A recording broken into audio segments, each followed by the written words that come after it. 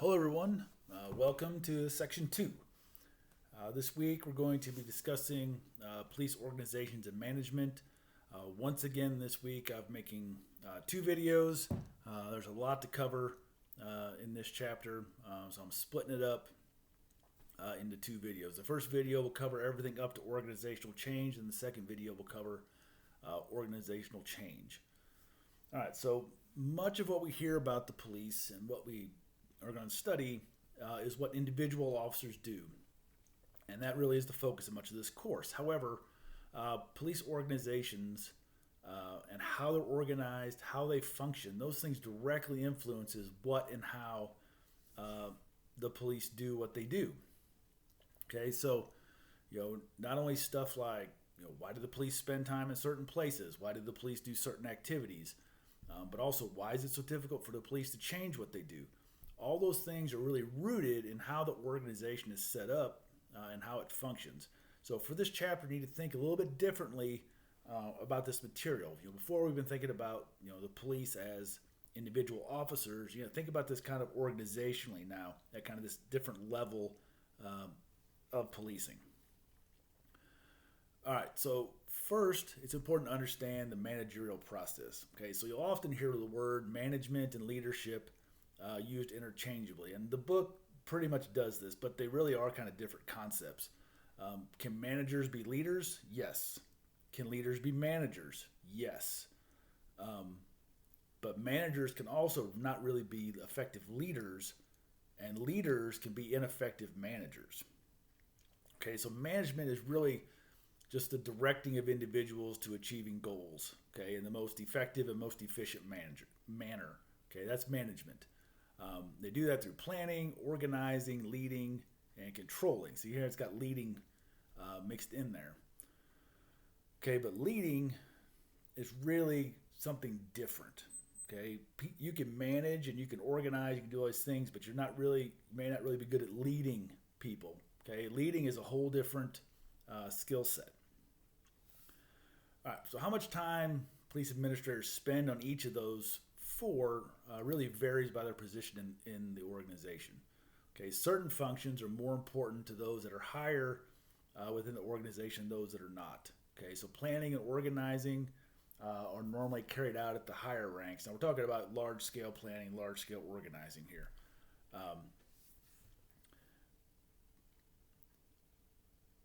But that is really if you think about it, at the organizational level, that's that kind of planning, the upper level kind of planning. Okay, lower managers also plan and organize, but on a smaller scale. Okay, maybe just their squad, maybe just their precinct, those types of things.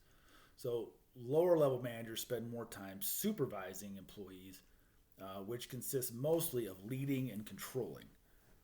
Okay, so because of the amount of material, know what each of those 4 things are. Okay, I'm not going to go into a lot of detail about those, but know what each of those are.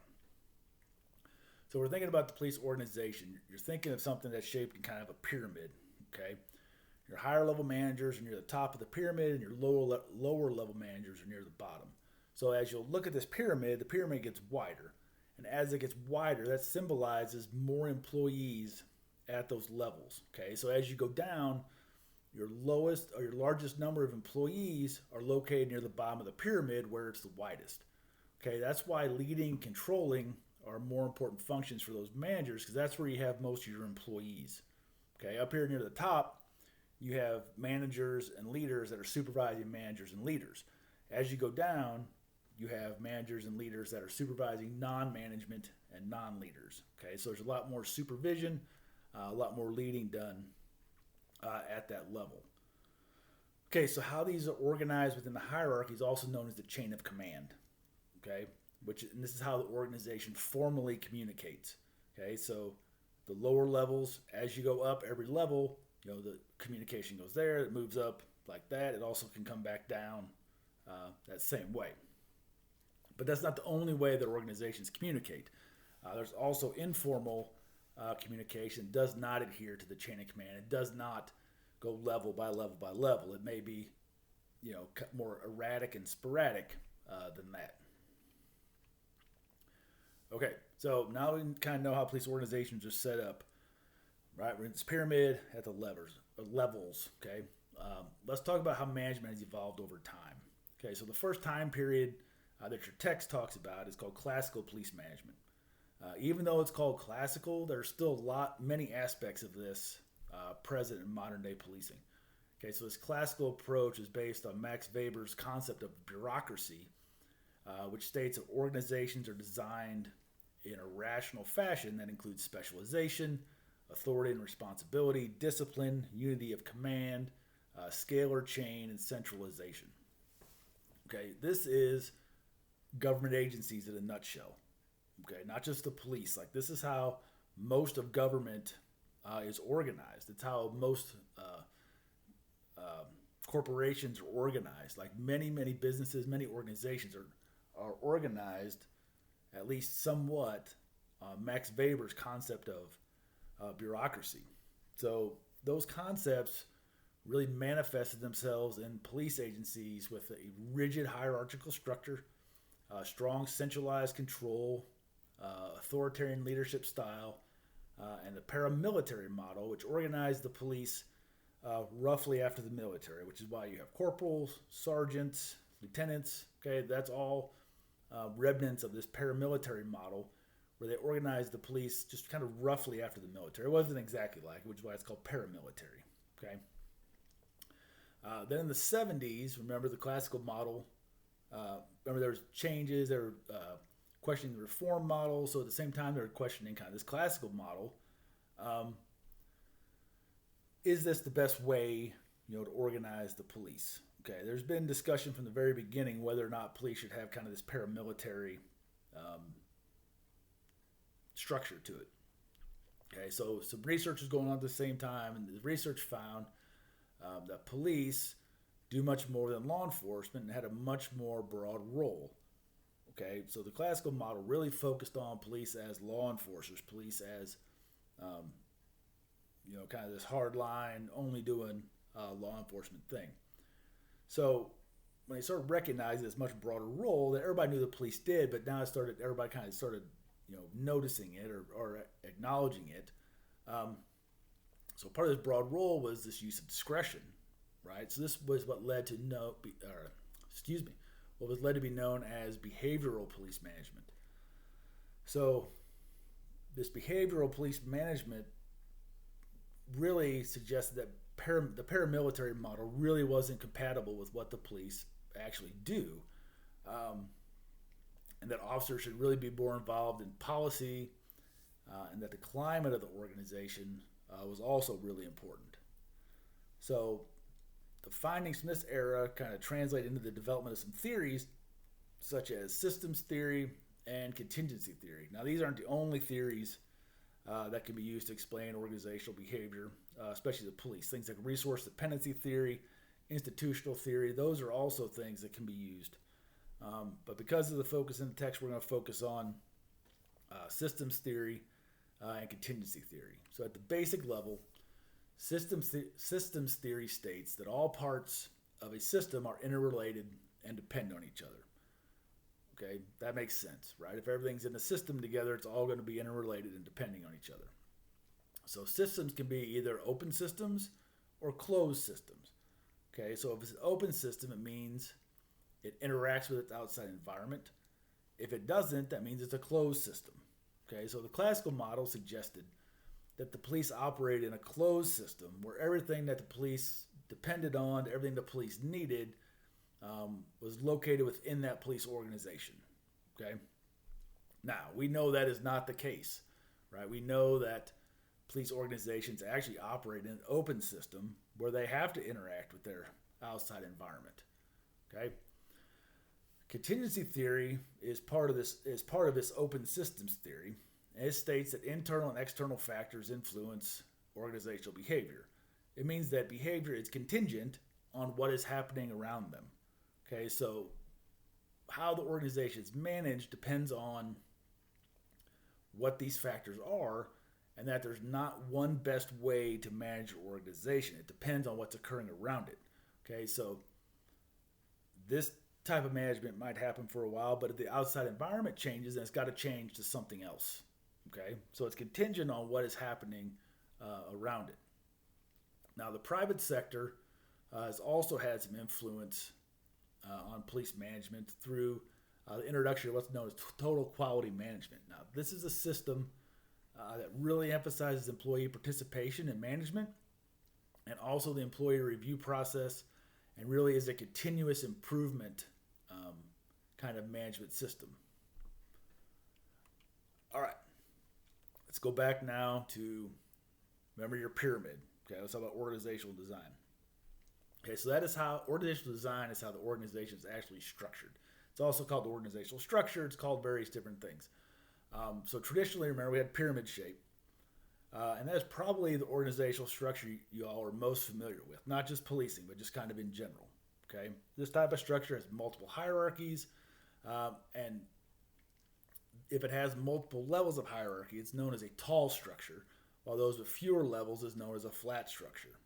Okay, so tall structures, ones with multiple hierarchies, are generally known for centralization, where all the activities are controlled at the upper levels. Okay, so at the top, all the decision making is located up here at the top.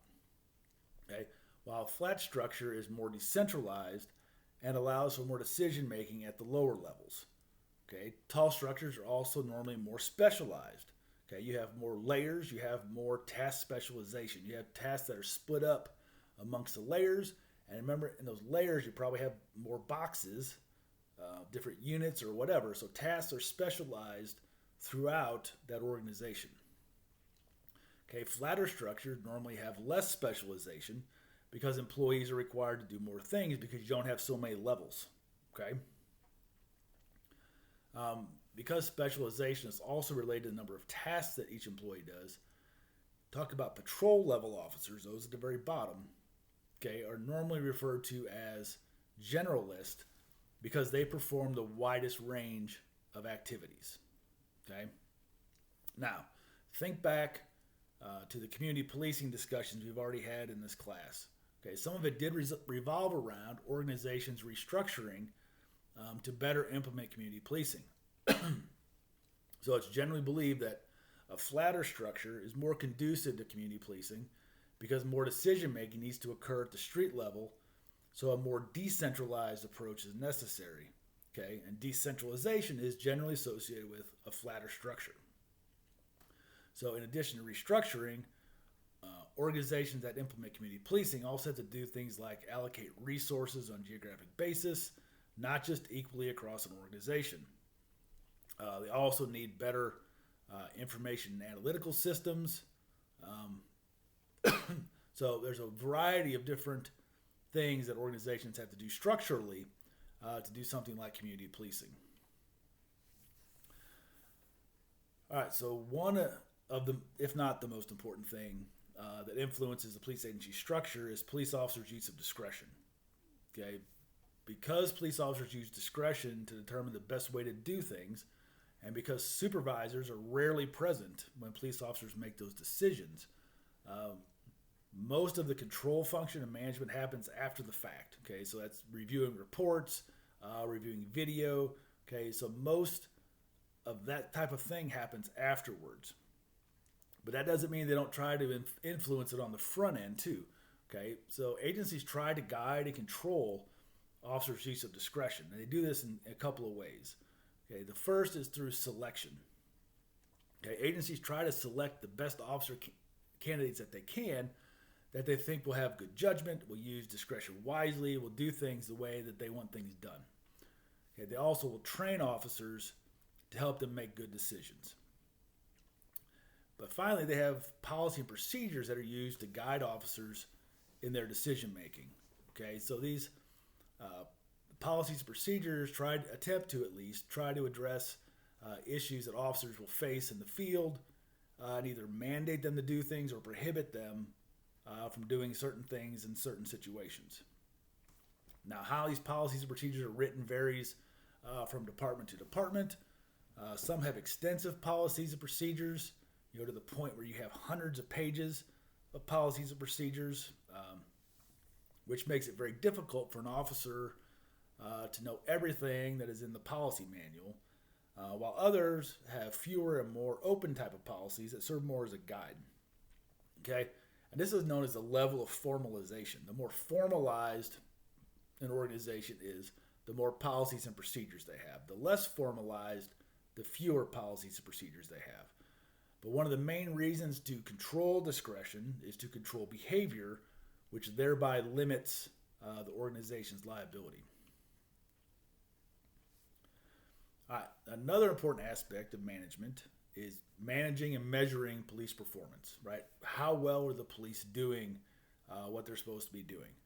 So if you're going to effectively determine what is working or what is not working, or if your police officers are doing a good job or if they're not doing a good job, you have to figure out what do you need to measure, and then make sure you measure the things that matter. Okay, so a lot of times organizations will often measure what's easy and then try to make that measure performance. Okay, we have these numbers. Let's see if we can make those numbers mean something. Okay, that's often what happens, not just in policing, in all kinds of organizations. Measure what's easy and then try to make that measure performance. But a lot of times that doesn't actually measure what they want it to measure. Okay, so if you're not really measuring what you think you're measuring, you're not really evaluating what you want to evaluate. Okay, so police agencies have traditionally relied on crime statistics and measure things such as number of arrests, to measure whether or not they're effective. But as you know, crime is only one part of what the police do, and often not even the main thing they're dealing with. So how do you measure these other aspects? How do you determine how well the police are doing and all these other things that they do? Well, one way police have started trying to do this is through citizen surveys. They're trying to find other methods to assess citizen satisfaction. And you may think, well, I'm sure that's a nightmare. It's actually not. They usually, at least traditionally, they've gotten pretty good feedback on these surveys that they send out to citizens. Now, making sure you measure what matters is really important, and particularly important when you think about community policing. Okay, how do you measure effectiveness at community policing? What are those things that you look at? Is the number of arrests really one of the things that you want to measure? Effectiveness? Probably not in a community policing organization. So what do you measure? What are the things that you measure? So even if you come up with topics like positive interactions with citizens, how do you measure that? Right? That's one of the problems that you run into, is how do you actually measure those sorts of things? If you have a police unit, how do you measure the effectiveness of that unit? Okay, what type of things would you measure for that? One way they've tried to do this is through a program called CompStat. But CompStat is not really without its shortcomings. Okay, so the book gives you 7 broad measures in Table 5.1 that can be used to try to evaluate performance. Review that table, be familiar with it. Okay, so, and supervision is also an important part of police performance. They found, or Engel found, that the supervisory style of the supervisor has an impact on individual police officer performance, positively and negatively. Okay, Engel found that the active style is more likely to have an impact on performance than the other 3 styles, but you'll find all those styles of supervision within a police department. They're all just not active. They're all not traditional. Like you'll find all of those. And along that same vein, the behavior and whether or not supervisors are strict or not, those things were all related to ethical behavior and was found to be effective at controlling fraud, corruption, things like that. Okay, but again, think about, how do you measure these things that you're wanting to measure? How do you measure performance? Okay, what would be an effective police officer? What would that look like? What would the things be that you would want to measure to determine whether or not an officer is doing a good job as a police officer? Okay? All right, so if you're talking about managing and supervising, you can't move on without talking about the police subculture. Okay, so the police subculture is just an informal arrangement within the formal police organization. So you have the formal police culture, and then you have the police subculture. Okay, so the police subculture is where police learn kind of informally not only how to do the job, but also how it works, and this all happens through what's called socialization. Okay, so subculture is really just a specific way that occupations interact to complete their work. Okay, every type of occupation has a subculture. Okay, but the police subculture often receives a lot of attention, a lot of it negative. Okay, so in spite of some of the negative aspects of it, not all aspects of the police subculture are negative. All right, so within this, you have the street cop culture and you have managers culture. And the street cop culture, that's the one where officers figure out, how do they complete their daily tasks? How do they stay safe? How do they stay out of trouble? The manager culture is focused more on departmental policies, procedures, priorities. Okay, so right away you see that these two cultures focus on different things. Okay, so even within the police subculture, you have different cultures, and then these cultures are not the same across all the police departments. Historically, everybody thought that was the case, but it's not the case. Subcultures are different at every police department. A lot of it has to do with leadership. It has to do with the climate of that organization, but they are different. And even within like the same area, you have differences in subculture at different governmental levels. So if you have say a county where there's a county sheriff's office and there's a state level highway patrol, the subculture of the sheriff's office is going to be different than the subculture of the highway patrol. Okay. Employee associations and unions are also important because they influence police organizations and management. So the most common type is the police union. That's composed of officers, and that's the officers' representative in collective bargaining, where they negotiate with the agency for things like overtime and work schedules, a wide variety of work-related issues such as hours, wages, that sort of thing. Now, there's often an adversarial relationship between agencies and unions, but it doesn't have to be that way. Okay, both sides. It works better if both sides work together to create a less adversarial relationship. Because in most places, striking by police officers is against the law. Okay, police officers cannot go on strike. Okay, it's against the law in most places for the police to do that. But that doesn't mean there aren't ways for them to get their point across. So in lieu of strikes, officers may purposely slow down how quickly they do their work. They may participate in what's called a blue flu, where a bunch of officers all call off sick on the same day and leave the agency shorthanded. So there's a variety of ways that officers strike without actually striking. Okay, but not all employee organizations are unions. Some are just fraternal organizations. But these employee organizations do impact police management. All right, critical incidents and managing media and strategic communications are also important to police management. Now, these are both separate and related issues. Okay, so police agencies must be able to manage the impact of a crisis on the employees, the public, and the organization itself or its image. Okay, now this could be a whole bunch of different types of situations. There's multiple types of systems that assist with this, such as the ICS and NIMS. But part of managing a critical incident also involves the media and strategic communications. Now, there's always been kind of a contentious relationship between the media and the police because of a lack of trust on both sides. And the media always wants to focus on sensational and dramatic type events. So there's always been kind of this tension between the police and the media. But as there's been increased calls for transparency, police agencies have really worked to try to improve the relationships with the more traditional type of media, but have also focused more on strategic communications where they try harder to shape the narrative and are able to release their own information. And social media has made this much, much easier. It's much easier for police departments to communicate directly with the public instead of having to go through media outlets like they had to traditionally. All right, I'm going to stop here for this end of video 1. And then I'm going to create a second video that deals only with organizational change.